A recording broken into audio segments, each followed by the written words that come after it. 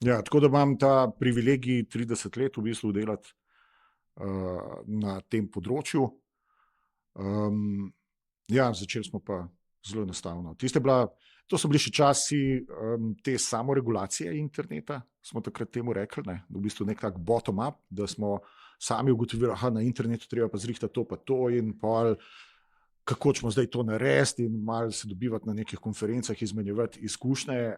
Zdaj to ne funkcionira več. Me spomni, Aljaž, na tista prva leta Twitterja pa družbenih omrežij, ki so tako manjše skupnosti, isto tako smo Tako. se zmenili, lej, o tem, pogovarjamo se na ta način, si takoj detektiral kakšne odklone, pa je skupnost se, a veš, postavila na.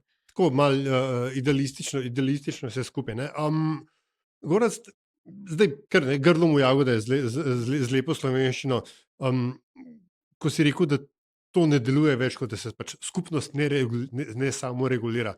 Kdo je zdaj tisti, ki na nacionalni ravni